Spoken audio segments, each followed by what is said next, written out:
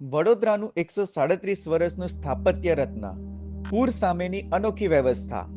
મહારાજા સયાજીરાવે બનાવેલું વડોદરાનું આ મ્યુઝિયમ સ્થાપત્યનો એક ઉત્તમ નમૂનો છે, જે આજે પણ સુંદર ડિઝાઇનનું ઉદાહરણ પૂરું પાડે છે. વિશ્વામિત્રી નદીના કિનારે આવેલ આ મ્યુઝિયમમાં પૂરના પાણીથી બચવા માટે 137 વર્ષ પહેલા એક ખાસ વાલ્વ સિસ્ટમ બનાવાઈ હતી. આ મેન્યુઅલ વાલ્વ સિસ્ટમ પૂર આવે ત્યારે નદીનું પાણી અંદર આવતું અટકાવે છે અને વરસાદી પાણીને બહાર કાઢે છે. આશ્ચર્યની વાત એ છે કે આટલા વર્ષો પછી પણ આ સિસ્ટમ આજે પણ કાર્યરત છે.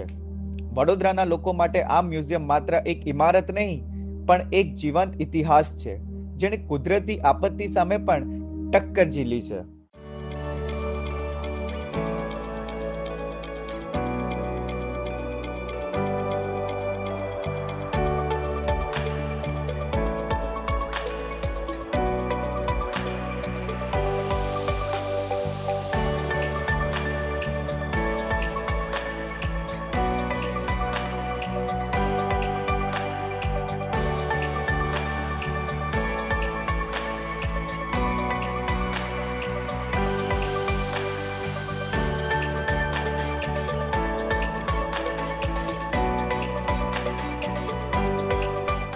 કામગીરી તો એ છે કે પાણી રોકાય નહીં એટલે કામગીરી કરવાની હોય છે. એટલે આ વાલ બંધ કરવાથી કે ઓપન કરવાથી શું થાય? બંધ કરવાથી પાણી વિશ્વામિત્રીમાં રહે ને આપણું રહે, ને ખોલવાથી આપણું પાણી વિશ્વામિત્રીમાં જતું રહે.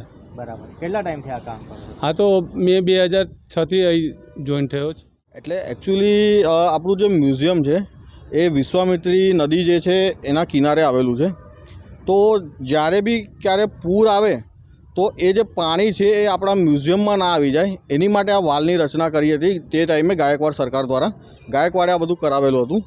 તો આ વાલ જે છે જ્યારે આપણે અહીંયાથી બંધ કરી દઈએ તો જે વિશ્વામિત્રીનું પાણી છે એ બેગ મારીને આપણે અહીંયા મ્યુઝિયમમાં ના આવે, જેથી આપણે મ્યુઝિયમની અંદર કોઈ કિંમતી વસ્તુને નુકસાન ના થાય.